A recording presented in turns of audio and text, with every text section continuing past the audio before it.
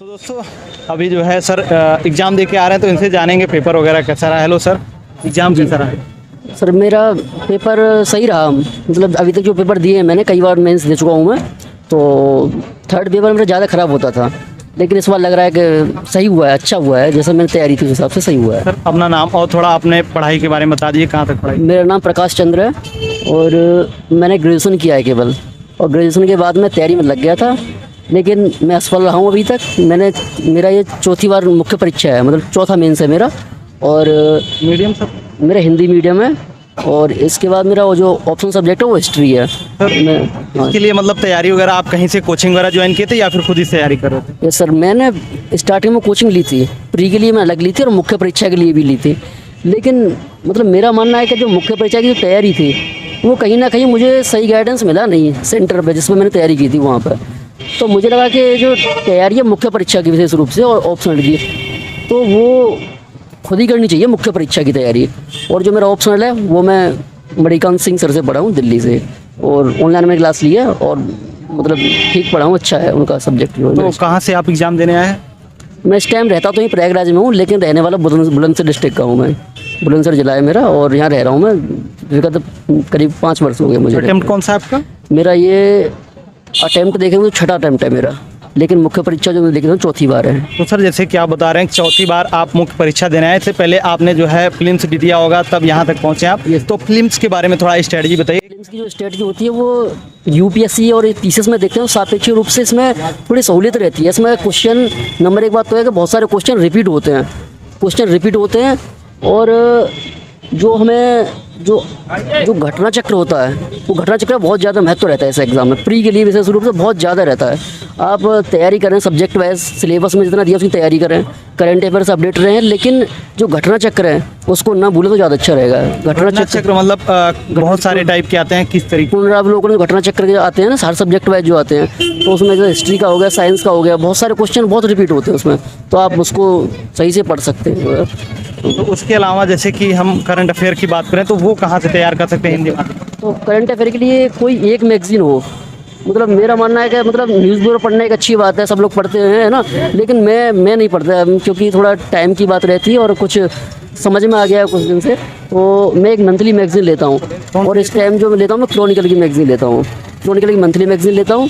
तो उसमें मेंस के हिसाब से भी कुछ टॉपिक रहते हैं और फ्री के हिसाब से भी, तो वहाँ से कवर हो जाता है। तो फिल्म्स में जैसे कि क्वालिफाइंग पेपर होता है जो सीसेट का होता है, वो कैसे तैयार करते हैं? हाँ सर, वो सीसेट का है, और मेरे आपने पूछ ही लिया तो बता दूँ 2019 में मेरा सीसेट क्वालिफाई नहीं हुआ था, और जीएस में मेरे नंबर सही थे, मतलब 117 नंबर ऐसे कुछ है, मुझे ध्यान नहीं आ रहा, तो मतलब नंबर उसमें अच्छे थे, और इधर मेरा नहीं हुआ था। तो सीसेट के लिए ये है कि देखिए मैं तो ऐसे करता हूँ कि हिंदी पढ़ लेता हूँ अच्छे से, क्योंकि 20 क्वेश्चन के आसपास 22-23 आते हैं उसमें, तो करीब 15-16 हो जाए तो इतना करता हूँ मैं। उसके अलावा रीजनिंग सिंपल पड़ जाता है थोड़ा सा, और बाकी जो संप्रेषण के क्वेश्चन आते हैं उनका मैंने ऐसे किया था कि जो लास्ट ईयर क्वेश्चन आ चुके हैं विगत 5-6 वर्षों से या 7-8 वर्षों से, उनको मैंने उनका स्टडी की थी, बार बार उनको देखा था, कुछ कहीं से पढ़ा नहीं, बस उसको देख लिया था कि हाँ रिपीट हो जाएंगे तो, या उससे संबंधित जो है वैसा हो जाए। तो कोई बुक्स वगैरह कंपाइलेशन आती है मतलब जहाँ से ये सारी चीज़ें कवर की जा सके? सी सेट के लिए कोई विशेष बुक नहीं है मेरे हिसाब से, केवल जैसे हिंदी है तो हिंदी के लिए हम पढ़ सकते हैं कि एक बुक आती है आदित्य पब्लिकेशन की, तो वहाँ से पढ़ सकते हैं, और बहुत सारी बुक हैं इसकी हिंदी के लिए, ऐसी कोई बात नहीं है। और रीजनिंग के लिए भी आप कोई भी बुक पढ़ सकते हैं एक, लेकिन ये है कि मतलब सी सेट थोड़ा दिक्कत कर जाता है कभी कभी किसी के लिए, बाकी कुछ लोग ऐसे होते हैं जिनका बैकग्राउंड रहता है मैथ वगैरह का, तो वो कर ले जाते हैं, पर मेरी प्रॉब्लम रही थी थोड़ी सी। तो सर जैसे कि मेंस का एग्जाम चल रहा है, इसके पहले आपका एसए का पेपर हुआ, हिंदी का और जीएस का 2 पेपर, आज तीसरा पेपर था, तो वो सारे पेपर कैसे हुए? मेरा देखिए रिजल्ट आएगा वो तो आयोग बताएगा, वो एग्जामिनर बताएंगे अपनी तरफ से, लेकिन मेरे जो पेपर हुए हैं सापेक्ष रूप से देखा जाए तो मैं अपने अनुभव से बता रहा हूँ कि पिछली बार में हिंदी निबंध दोनों पेपर खराब हो गए, जो किसी के खराब नहीं होने चाहिए वैसे, क्योंकि टाइम पर्याप्त रहता है। तो मुझे लग रहा है कि वहाँ मेरा इस बार थोड़ा मजबूत हाथ रहा है और सही है। और आज का पेपर जो तीसरा पेपर है मेरा, मुझे सिलेक्शन ना होने का कारण यही था मेरा तीसरा पेपर, लेकिन आज मुझे खुशी है थोड़ी सी, अच्छा लग रहा है कि हाँ मेरा पेपर आज का वैसा कुछ हुआ नहीं, और पेपर अटैम्प्ट पूरे किए मैंने। इसके लिए मैंने आंसर राइटिंग करी थी, मतलब ठीक करी थी मैंने जितना कर सका, रूम पर जाके करता था मैं, और सेंटर जीएस वर्ल्ड वहाँ भी ज्वाइन करी थी मैंने टेस्ट सीरीज। तो क्वेश्चन वगैरह किस तरीके से आ रहे हैं, मतलब आज का जो जीएस आज का जो थर्ड पेपर है वो देखा जाए तो जो सिलेबस में जो शब्द दिए हैं ना, कहीं ना कहीं वहीं घुमा फिरा के दे रहे हैं, जैसे राष्ट्र के विकास में विज्ञान और प्रौद्योगिकी की भूमिका। तो आप कई तरीके से उसको जोड़ सकते हैं, नैनो टेक्नोलॉजी से जोड़ सकते हैं, उसके लिए आप जो रोबोटिक्स है उससे भी जोड़ सकते हैं, तो किसी तरीके से कर सकते हैं। और एकदम व्यवहारिक क्वेश्चन है, बहुत सारे सिलेबस में दिए हैं, वो दिया आर्टिफिशियल इंटेलिजेंस पिछली बार भी आया था, इस बार भी आया है, और कई सारे क्वेश्चन रिपीट हो जाते हैं। 20 वाले क्वेश्चन 2020 का जब मेंस था उस टाइम पे क्वेश्चन आया था ये मेड इन इंडिया वाला, मेक इन इंडिया वाला, वो इस बार भी रिपीट हो गया है। कल के पेपर में भी थे क्वेश्चन, 2-4 रिपीट हो ही रहे हैं, मतलब उस तरीके से। यानी कि मेंस के पेपर भी देखा जाए तो काफी रिपीटेड क्वेश्चन। हाँ, आप लास्ट ईयर क्वेश्चन को लगा लें और जो सिलेबस में शब्द दिए हैं उन पर अच्छी पकड़ बना लें। करंट अफेयर का तो है ही, आज भी था और कल भी था सेकंड पेपर में। जैसे कि हम बात करें, आप बता रहे रिपीटेड क्वेश्चन होते हैं, तो क्या मतलब कितने साल के पेपर्स पुराना देखना चाहिए?